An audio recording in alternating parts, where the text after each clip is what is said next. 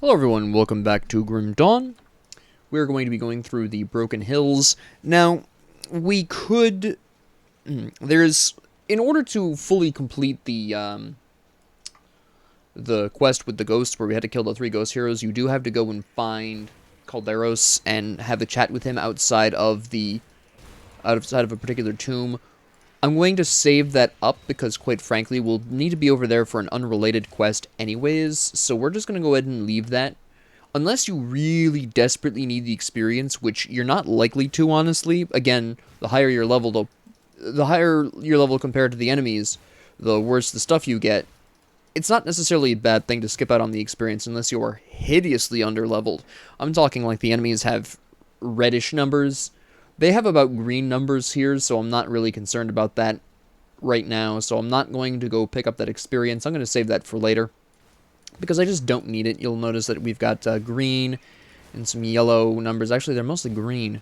So I don't need the experience. I don't need to be pushed to level 30 at this point. That's not really going to make a difference. So we're just going to go on ahead and blast through the Broken Hills relatively quickly here. We're not really going to stop for anything. We'll be back here for 2 other unrelated things, and I'll want to talk about... No, we don't want to go that way. And I'll want to talk about the dungeon that I'm talking about later on anyways. We'll want to be much closer to level 50 for that. So that's all something we can just save up for later. So you don't have to worry about that right now. Unless you, again, really need the experience. It's something you can safely ignore for the time being. But we do have to kill Lutra the Abandoned. But fortunately, she's hands down the easiest boss in the game. I'm not even kidding you. After some of the fights you've already been through at this point, she is just pathetic. And you're really unlikely to have any kind of really serious problems with her. I've never had any issue. I think the only thing she's really resistant to is lightning damage. It's the only thing I've had a rough time with her at all. And even then, because her damage output is so low, it just takes longer. That's about the only real difference. So it's just kind of not really a concern. And she's just right down here. She's on the way through the area anyways. It's a pretty quick pit stop.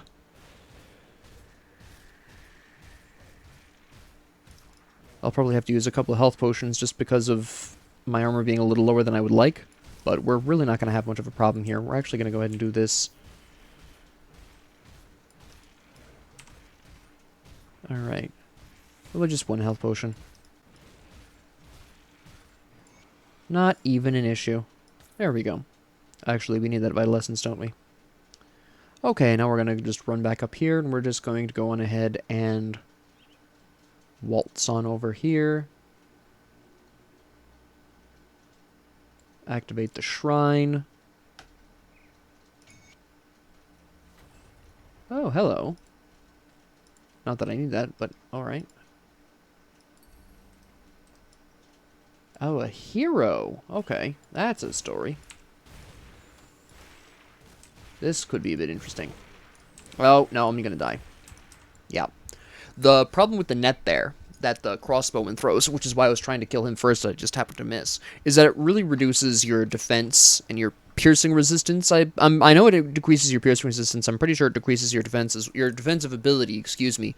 Your defensive ability is very specifically your ability to block things, and he's just done it again, but this time there's just the hero and him, so that's not as much of a problem. Finally get rid of him. And then we can get rid of you. Alright, there we go. You do really have to watch out. I was going to mention that, but I wasn't expecting there to be a problem this quick. I must confess that he caught me a little off guard with that. Any ranged half-troll is going to be able to do this. There we go. You have to make a very specific effort to keep an eye out for that. Make sure you don't get hit by that, because that net will very likely kill you, just like with the rooting effect of the skeletal gargantuans. But the difference here is that the skeletal gargantuans, you don't see that coming, but it also doesn't reduce your resistances.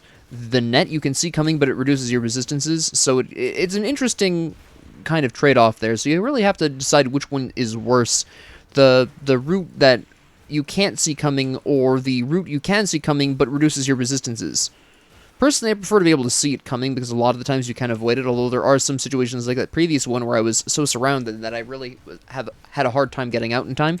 Oh, boy. I didn't get out in time. I forgot he was going to explode in Aether. That's on me for not paying enough attention, to be completely honest. Fortunately, we have a rift right here. I really need to increase my Aether resistance. It's going to become a problem very soon, and it's still only 8%. There is a solution coming up, but it's going to take me a while to get there, I think. Namely, the overload here gives me Aether resistance, which is going to really help me out, but that's going to require an interesting amount of skill point investment, and I'm not really quite prepared for that yet. Alright, we're just gonna, blast him. Alright. Get rid of him, good. Just have to get rid of the net throwers, there we go. We're totally fine. Nope. Nope. Get rid of you, get rid of you. You're not even going to be a problem. There we go. Now, we're sticking to the left-hand side because there's really nothing in this area very specifically, and the left-hand side just means you're going to be fighting off fewer enemies, generally speaking. Which, again, with this early in the game, with the nets that can be thrown at you, this is generally the safer option. I just walked right into that, but they're all mostly dead anyways. That's fine. We'll increase this for now. I'm going to need to switch things up. Actually, I really should be going for the... I think I might switch things up now. Because I have been wanting to get into that cold and the cold type build here, so let's get into that really quick. Alright, so what we're going to do is we're going to pull out all of these... Actually, we're going to pull this out too. And then we're going to pull these out. And... Oop. We'll confirm the changes, but I actually have one more. There we go. Now, I can only afford to do this because I have a bunch of Aether Crystals. Obviously, if you're newer at this, you might not necessarily have all that. We're going to go for the Viper first. And we're just going to go ahead and grab this. And then, at this particular point, we're probably going to grab Tsunami, just for the cold lightning damage here. No skill right now. And then, I'm just kind of prototyping things for you at this particular point in time. Purple or, well...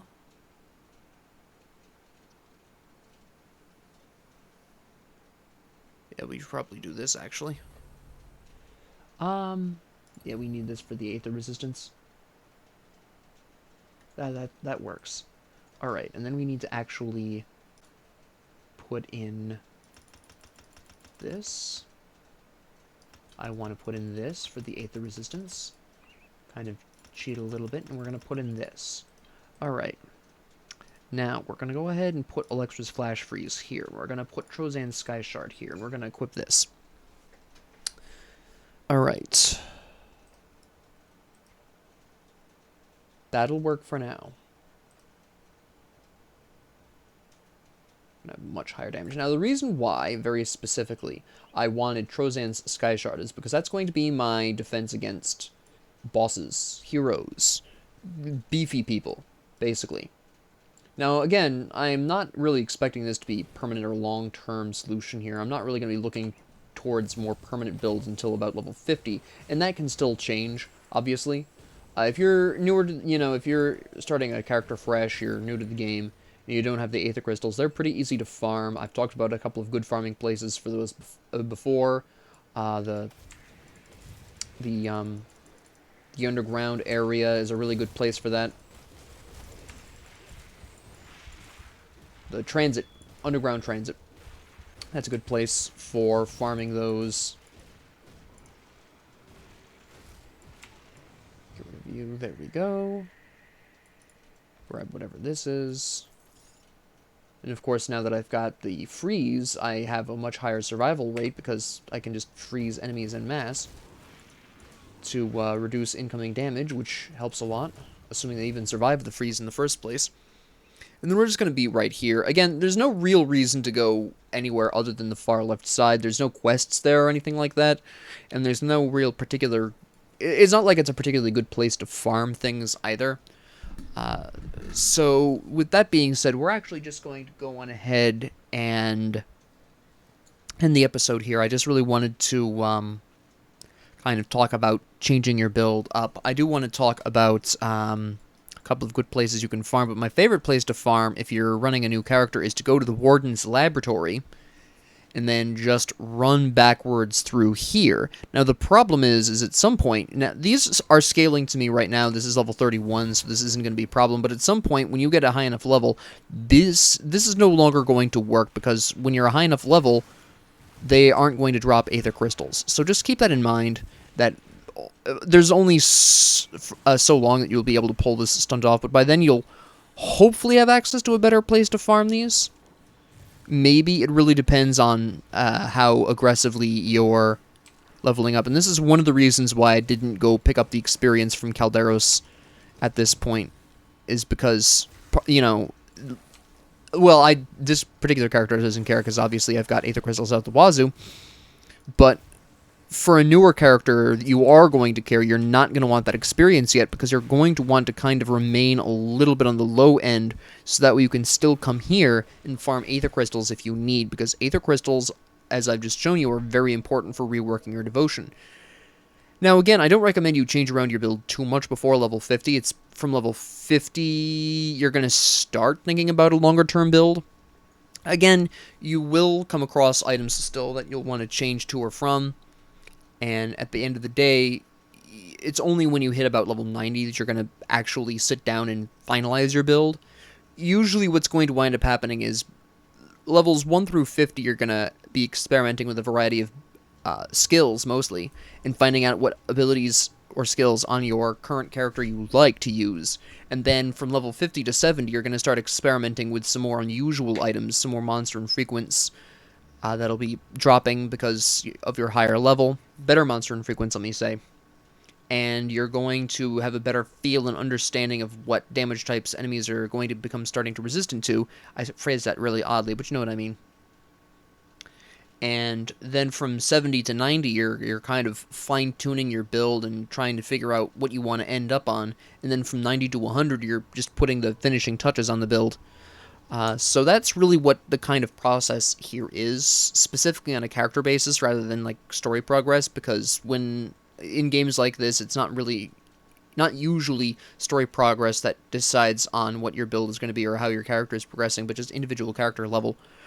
So that's generally the thread that goes through here. So at this particular point, I'm just kind of, well, I already know the skills for this character. I have a general idea of where I want to go. Like I said, I'm doing quasi-improv here, and I have a general idea of a build that I want to go for, but I might change my mind at some point from 50 to 70, depending on what I pick up here. I've been kind of running this character as new, where I'm using only those items that I've been picking up with this character. I haven't transferred anything in here. So, yeah, with that being said, thank you all very much for joining me. If you liked this, please like and subscribe. If you didn't, please ignore me. And if you have any comments, questions, concerns, ideas, suggestions, or requests, please leave them down in the comment section below. And thank you all very much for joining me, and have a great 24 hours.